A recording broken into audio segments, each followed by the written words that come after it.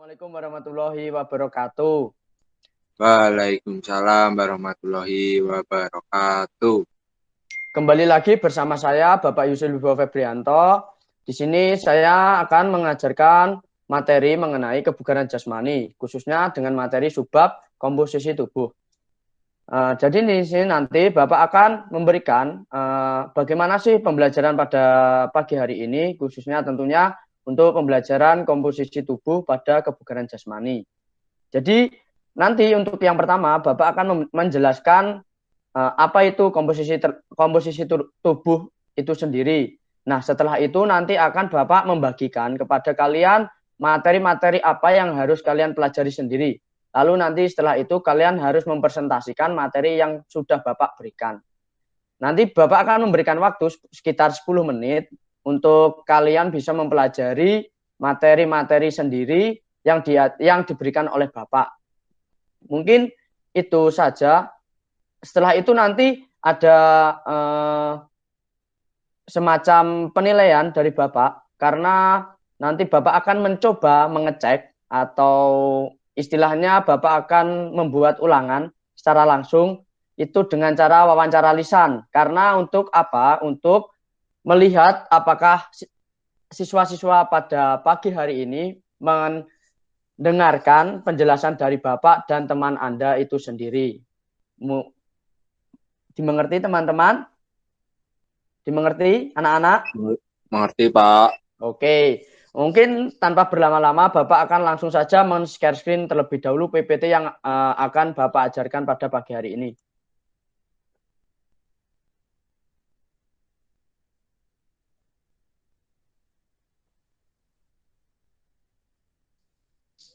Apakah sudah terlihat anak-anak? Sudah. Oke, jadi ini adalah komposisi tubuh dari Bapak Yusuf Wibowo Febrianto dengan NIM 1860212410066. Nah, apa yang dimaksud komposisi tubuh? Komposisi tubuh itu adalah kunci utama kesehatan bagi baik pada individu maupun populasi. Bagian tubuh manusia terdiri dari dua bagian. Yang utama yaitu ada jaringan adiposa atau biasa disebut fat mass dan jaringan bebas lemak fat free mass. Nah, biasanya komposisi tubuh ini banyak yang mengartikan komposisi yang berada di dalam tubuh kita. Nah, di sini komposisi tubuh kita yang kita pelajari hanya ada lemak dan non lemak seperti itu. Lalu lanjut, nah ini adalah komponen komposisi lemak. Lemak itu dibagi ada dua, lemak dan non lemak. Nah, lemak dapat didefinisikan sebagai komponen kimia yang tidak larut dalam air, namun larut dalam pelarutan organik seperti dietil, ether, benzen, dan kloroform. Lemak tubuh dapat dibagi menjadi dua, yaitu lemak esensial dan lemak non esensial. Nah, lemak terdapat dua, yaitu lemak esensial dan non esensial. Nah, lemak esensial ini seperti yang dikatakan ini seperti dietil, ether, benzen. Dan non lemak esensial ini kandungan-kandungan yang terdapat pada non lemak seperti kayak misalnya cairan apapun, misalnya kayak kita makan itu terdapat cairan apa yang terdapat dalam minuman tersebut.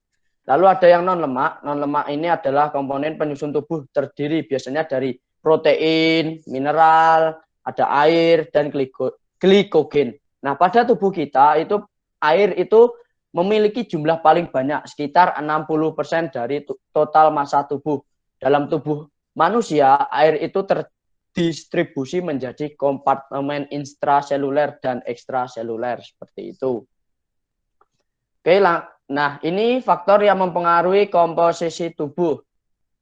Jadi yang pertama ini adalah gambar orang muda, itu adalah mengartikan bahwa usia itu sangat berpengaruh dari komposisi tubuh.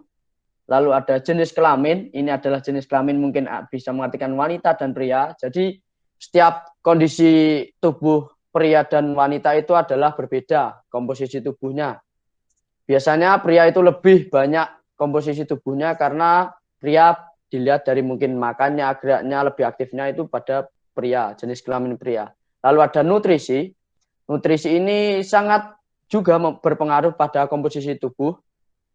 Lalu ada aktivitas fisik. Aktivitas fisik ini juga berpengaruh sekali sangat pada komposisi tubuh. aktivitas fisik biasanya untuk pria lebih banyak juga daripada wanita. Karena pria sering melakukan aktivitas fisik yang sangat berat daripada seorang wanita. Seperti itu. Sehingga 4 faktor ini mempengaruhi komposisi tubuh. Seperti itu. Lalu setelah itu ada tugas siswa. Tugas siswa ini adalah untuk yang pertama, ini saya berikan kepada Mbak Anissa. Mbak Anissa ini nanti akan mempelajari dari metode pengukuran tubuh. Kemarin sudah saya berikan modul kepada anak-anak ya.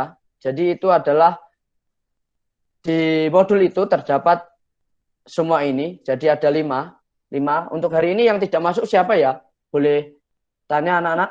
Nggak ada Pak kayaknya. Oh gitu. Berarti terdapat 5 orang ya? Lengkap ya Iya, Pak. berarti ya? Oke. Jadi nanti yang pertama Mbak Anissa akan mempelajari bagaimana metode pengukuran tubuh. Lalu nanti setelah 10 menit, Mbak Anissa harus mempresentasikan secara singkat saja apa itu yang dimaksud dengan metode pengukuran tubuh. Lalu yang kedua untuk Mas Ardi Arfrian, itu nanti akan mempelajari dengan Body Mass Index atau biasa disebut dengan BMI. Nah, ini bagaimana cara Mas Ardi menghitung mengetahui Body Mass Index ini dan nanti akan mempresentasikan secara singkat apa itu Body Mass Index. Seperti itu. Lalu yang ketiga nanti untuk Mas Pradipta itu nanti bagaimana cara menghitung BMI. Nah, nanti Mas Pradipta akan mempresentasikan bagaimana sih cara menghitung BMI secara singkat, mungkin seperti itu. Lalu untuk yang keempat adalah Mas Bambang. Mas Bambang nanti akan mempresentasikan apa saja sih faktor-faktor yang mempengaruhi BMI. Seperti itu. Lalu yang kelima ada Mas Rifki. Mas Rifki nanti akan mempresentasikan manfaat menghitung BMI. Nah, nanti setiap presentasi Bapak akan berikan sekitar 5-10 menit untuk mempresentasikan yang dipelajari atau seperti yang dipelajari sesuai dengan yang Bapak berikan materinya. Jadi nanti untuk mempelajari dulu 10 menit, lalu setelah itu mempresentasikan 5-10 menit. Apakah sudah jelas dari Bapak? Anak-anak, bagaimana? Sudah jelas anak-anak? Belum, Pak. Coba diulangin lagi, Pak. Yang diulanginya yang mana ya? Tugas siswa ini ya? Ya. Yang tugas siswa ini nanti untuk yang pertama itu Mbak Anissa mempelajari metode pengukuran tubuh yang sudah saya berikan di modul. Ya toh? Nanti Bapak berikan 10 menit terlebih dahulu untuk mempelajari apa sih metode pengukuran tubuh. Lalu setelah 10 menit nanti masing-masing kan sudah mempelajari nih, 5 dari masing-masing sudah mempelajari selama 10 menit. Lalu setelah itu 10 menit, lalu Bapak akan memanggil Mbak Anissa untuk mempresentasikan metode pengukuran tubuh selama 5-10 menit. Seperti itu Mas Ardi. Sama Mas Ardi, nanti yang kedua itu adalah Body Mass Index ini Mas Ardi Arfrian. Mas Ardi Arfrian mendapatkan tugas Body Mass Index. Lalu yang ketiga Mas Pradipta, yang keempat Mas Bambang, dan yang kelima Mas Rifki. Mas Bambang menghitung faktor-faktor yang mempengaruhi BMI. Yang cara menghitung BMI itu Mas Pradipta. Apakah sudah jelas anak-anak? Siap, jelas Pak. Oke, mulai sekarang ya mungkin bisa langsung Bapak stop sharing. Bapak akan melihat kalian mempelajari yang sudah Bapak berikan. Seperti itu. Silakan selama 10 menit mulai sekarang. Iya, Pak. Mulai sekarang silakan mempelajari materi yang sudah Bapak berikan. Mulai dari sekarang. Setelah itu nanti Mbak Anissa bersiap untuk mempresentasikan materi yang sudah Bapak berikan.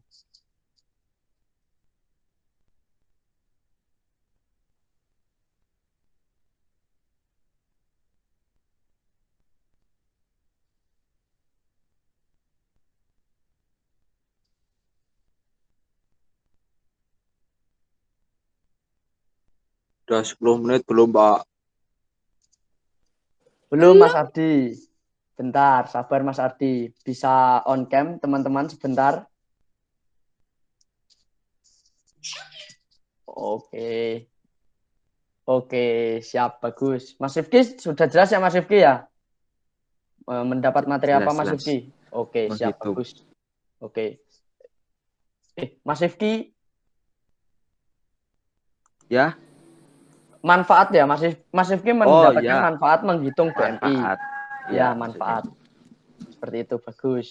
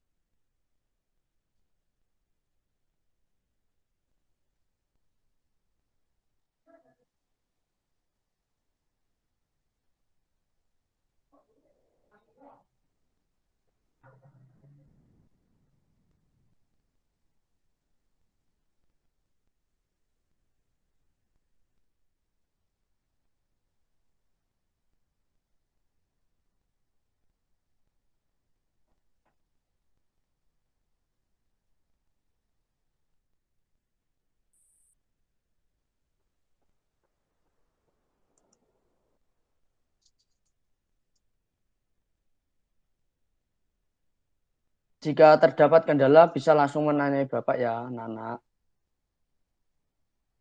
Pak, ini tadi saya dapat yang untuk mengukur kan, Pak? Metode pengukuran tubuh. Iya.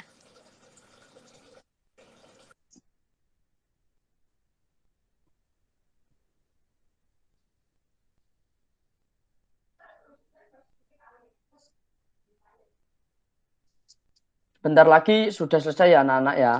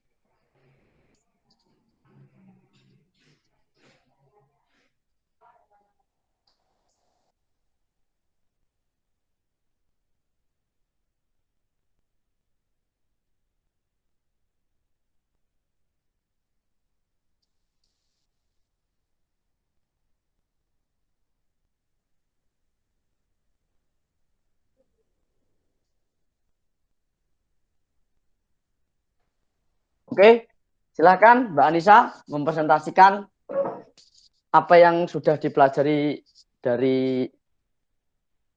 Iya, Pak. Ya, silakan on cam ya Mbak Anissa untuk biar teman-teman juga tahu. Ya.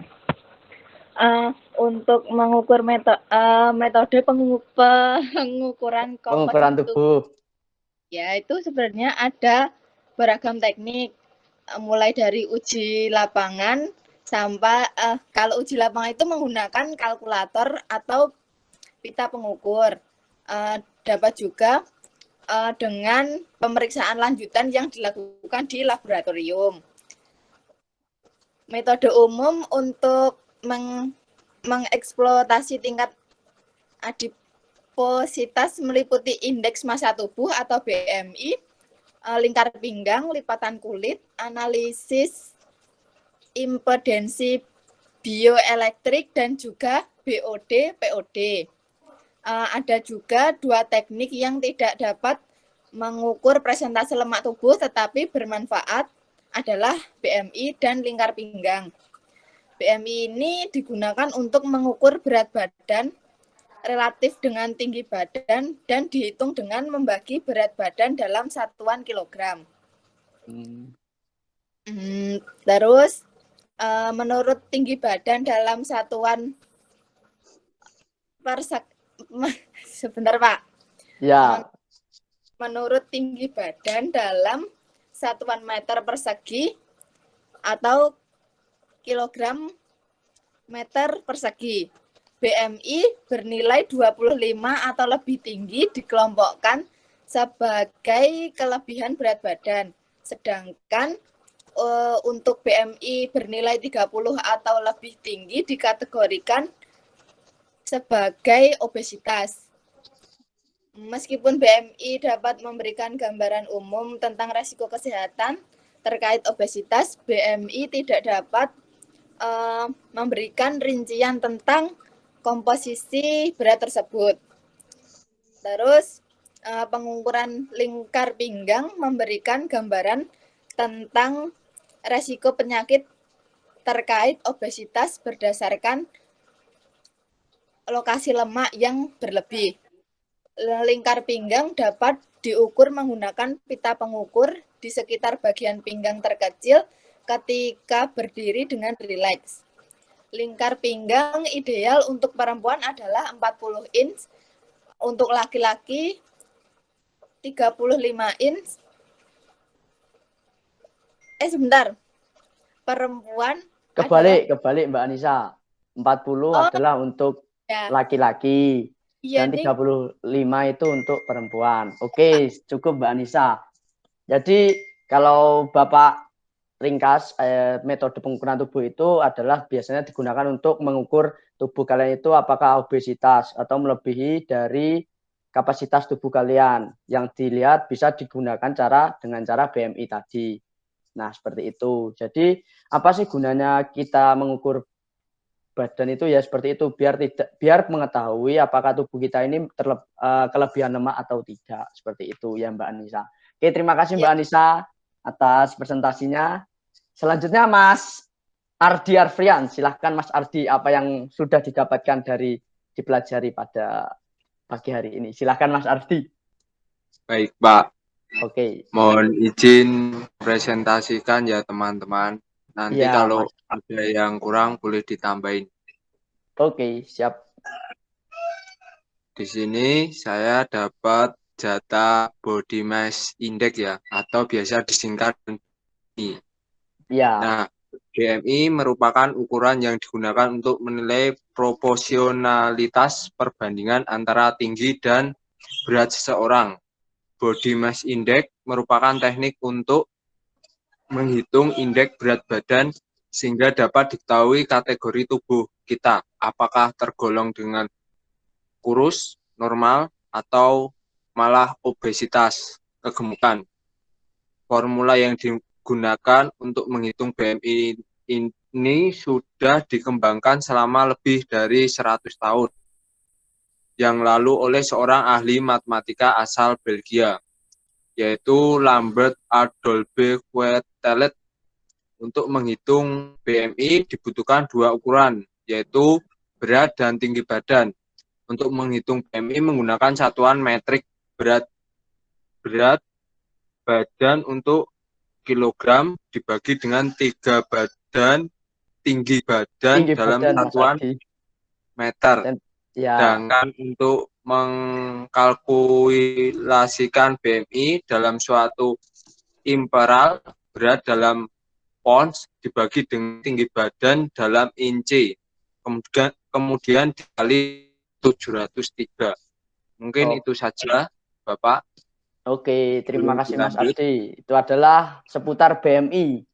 Jadi BMI itu adalah teknik dalam pengukuran buat mengetahui apakah tubuh kita itu tergolong dari kurus, sedang atau obesitas seperti itu. Tadi adalah kalau yang Mbak Anissa adalah metode pengukuran tubuh, metodenya itu banyak sekali, tapi yang di sini kita bahas adalah BMI seperti itu. Lalu selanjutnya Mas Pradipta, silakan Mas Pradipta. Ya, sekarang saya akan sedikit menjelaskan apa yang saya pelajari dari modul yang sudah diberikan oleh Bapak Yusril, yaitu cara menghitung BMI. Oke, Jadi, siap. cara menghitung BMI itu tadi adalah BMI itu adalah Body Mass Index. Ya, Rumus yang digunakan untuk menghitung BMI itu adalah berat, yang satuannya adalah kilogram, dibagi dengan tinggi, yang satuannya meter. Oke, itu saja rumus untuk menghitung BMI. oke. Itu adalah cara menghitung BMI. Makasih Mas Pradipta. Mungkin selanjutnya Mas Rifki. Oke, siap, Pak. Manfaat ya, Pak? Oh ya, manfaat mengukur. Mas Bambang Manfaat sudah apa belum? Mas Bambang dulu ya? belum, Mas Bambang. Mas Bambang dulu. Sorry Mas Bambang. Kula dereng. Nggih, monggo Mas Bambang. kok itu gambarnya cuma B aja ya, Pak? Oh iya, Emang Mas gitu Bambang ya? silahkan on cam Mas Bambang bisa atau tidak? Aduh. Oh, siap Mas Bambang. Bagus, oke. Nah, di sini saya menjelaskan faktor-faktor yang mempengaruhi BMI. Oke, siap Mas Bambang. Oke, apa saja? Genetik bisa berasal secara turun temurun dalam keluarga. Misalnya saja pola makan keluarga, gaya hidup dalam keluarga. Tapi anggota keluarga yang obesitas tidak menjamin seseorang juga mengalami obesitas di kemudian hari. Lalu ada kehamilan. Berat badan cenderung bertambah 4-6 kg setelah kehamilan. Lalu yang ketiga itu ada lingkungan. Nah, yang dimaksud itu faktor dari luar, meliputi perilaku atau pola hidup, kualitas dan kuantitas makanan, serta pola aktivitas seseorang, misalnya berolahraga. Lalu yang keempat itu ada jenis kelamin. Pada umumnya laki-laki memiliki massa otot yang lebih banyak, sedangkan perempuan memiliki massa lemak yang lebih banyak. Lalu yang terakhir itu ada usia. Semakin bertambah usia seseorang, maka kehilangan massa otot dan mudah terjadi akumulasi lemak tubuh. Metabolismenya pun juga menurun seiring pertambahan usia sehingga kebutuhan kalori yang diperlukan lebih rendah. Itu, Pak. Oke, terima kasih Mas Bambang. Itu adalah faktor-faktor yang mempengaruhi komposisi tubuh kita atau biasanya dipengaruhi kepada BMI. Jadi ada 6 tadi, mulai dari jenis kelamin, genetik, usia, lingkungan, dan kehamilan. Untuk yang genetik dan kehamilan itu adalah dari faktor dari internal atau dari dalam, dan untuk yang lingkungan, usia, dan jenis kelamin itu ada dari luar. Itu bisa mempengaruhi kepada komposisi tubuh kita. Seperti yang dikatakan Mas Bambang tadi. Seperti itu. Mungkin selanjutnya untuk yang terakhir, Mas Rifki. Silahkan Mas Rifki. Siap. Yang terakhir, manfaat menghitung BMI. Ada 4, Pak. Yang pertama itu mengetahui nilai indeks. Mengetahui nilai indeks BMI itu artinya membantu mengetahui nilai yang dimiliki oleh badan kita secara berkala. Sehingga nanti bisa melihat apakah berat badan kita itu termasuk normal atau tidak. Kemudian untuk manfaat yang kedua itu untuk memantau berat badan. Nah, nilai indeks yang dipantau secara berkala itu merupakan salah satu sarana paling baik untuk memantau sejauh mana perkembangan berat badan seseorang. Bila makin meningkat dari waktu ke waktu, itu artinya berat badan mengalami kenaikan secara berkala. Di sini otomatis seseorang bisa merencanakan pola makan dan aktivitas yang sesuai supaya dapat terus berada di angka indeks yang normal. Nah, yang ketiga adalah menjaga kesehatan badan. Menjaga nilai indeks BMI secara langsung artinya menjaga kesehatan badan juga. Nah, terlalu kurus juga kurang baik. Nah, demikian juga bila indeksnya terlalu tinggi atau gemuk. Kemudian yang terakhir untuk manfaatnya adalah menghindari obesitas. Melalui pemantauan nilai indeks secara berkala tersebut, maka secara tidak langsung ada sistem yang membantu memperingatkan seseorang jika tubuhnya hendak mengalami obesitas. Otomatis di sini saat melakukan penilaian, maka membantu menyusun pola makan yang tepat supaya tidak mengalami obesitas. Apalagi karena hal tersebut memicu banyak penyakit yang tidak sehat. Seperti itu, Pak. Manfaat dari Oke, menghitung terima BMI. kasih. Itu adalah 4 manfaat untuk mengetahui BMI. Biar pada intinya biar kita mengetahui tubuh kita itu kelebihan atau kekurangan. Karena yang bagus kan sedang-sedang. Nah, untuk mengetahui BMI itu kita biar bisa tahu tubuh kita ini mengalami kelebihan atau kekurangan atau sedang, seperti itu. Mungkin itu yang kalian presentasikan. Selanjutnya, apakah ada yang ingin bertanya? Kalau jika tidak ada yang bertanya, mungkin Bapak akan bertanya kepada kalian.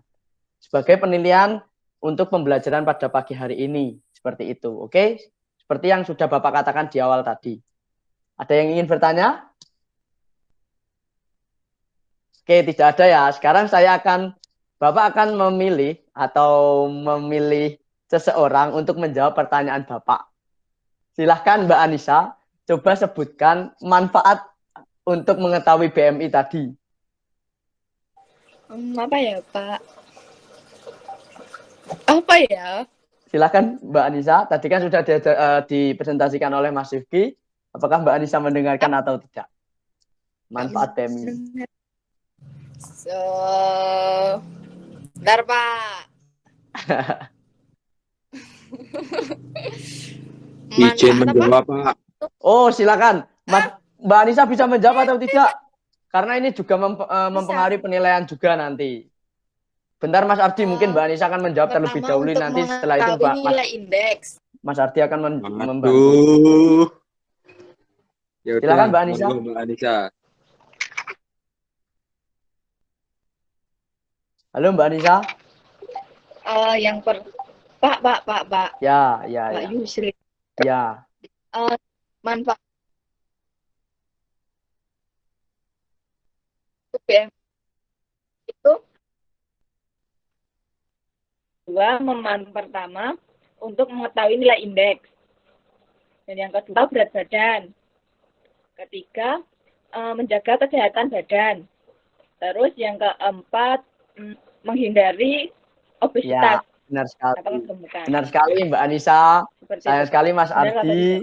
Setelah ini Mas Ardi, coba sebutkan faktor apa saja yang mempengaruhi komposisi tubuh.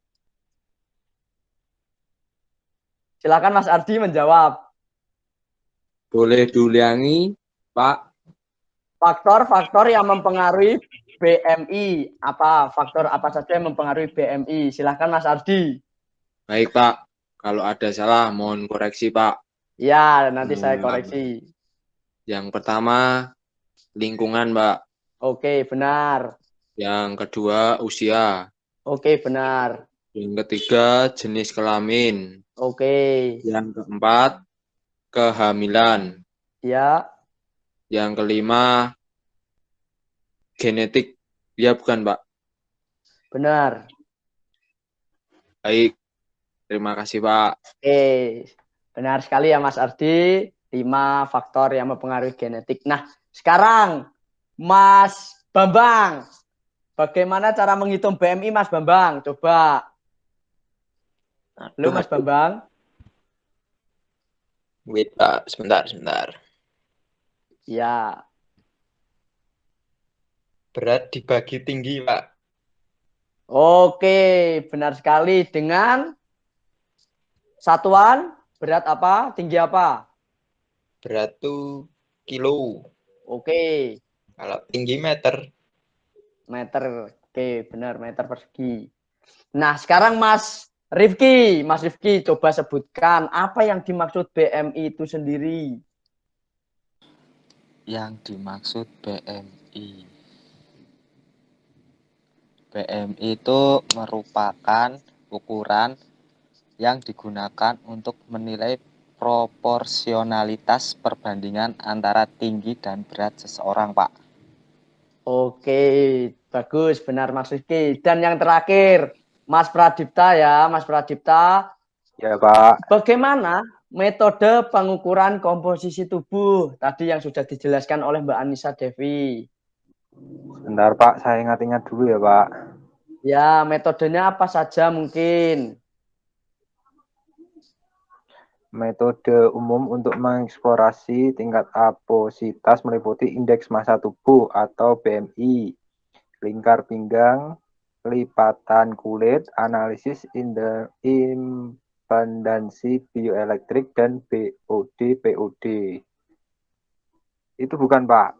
Ya, benar sekali, Mas Pradipta. Oke, pada pembelajaran pagi hari ini, Bapak cukup antusiaskan kepada kalian juga. Bapak terima kasih, kalian sudah antusias dan semangat mengikuti pembelajaran pada pagi hari ini. Jadi, jika disimpulkan, komposisi tubuh itu sangat penting bagi tubuh kita ya, anak-anak. Jadi, agar apa? Kita untuk mengetahui komposisi tubuh, agar kita mengetahui bagaimana, seberapa berat, mungkin seberapa tinggi tubuh kita, biar tubuh kita ini tergolong dengan tubuh yang ideal, tidak kelebihan dan juga tidak kelebihan dan tidak kekurangan juga. Jadi alangkah baiknya kita mengetahui dulu komposisi tubuh kita agar kita bisa menjadi tubuh yang sehat dan kuat. Seperti itu anak-anak. Jadi gunanya untuk mengetahui komposisi tubuh itu yaitu mengetahui BMI tadi untuk mengetahui kualitas tubuh kita. Seperti itu dengan cara menggunakan BMI. Cara yang paling mudah yaitu dengan cara BMI itu sendiri. Mungkin itu saja pembelajaran dari Bapak. Dari awal hingga akhir tadi sudah Bapak menilai dari kalian mempresentasikan mulai dari menilai presentasi, lalu menilai pertanyaan dari Bapak, itu sudah Bapak termasuk nilaikan. Lalu setelah ini nanti mungkin ada juga tambahan tugas untuk kalian sebagaimana untuk penilaian tambahan seperti itu. Jadi tugasnya adalah silakan dicatat ya anak-anak, tugasnya menghitung BMI kalian, tubuh kalian sendiri-sendiri. Itu saja. Setelah itu nanti dikumpulkan ke Bapak ya, dikirimkan lewat email Bapak. Oke. Mungkin dari Bapak itu saja, kurang lebihnya. Terima kasih pada pembelajaran pada pagi hari ini, pembelajaran kebugaran jasmani tentunya dengan materi komposisi tubuh. Bapak cukupkan, kurang lebihnya mohon maaf. Wassalamualaikum warahmatullahi wabarakatuh. Terima kasih anak-anak. Sama Pak. Waalaikumsalam. Waalaikumsalam.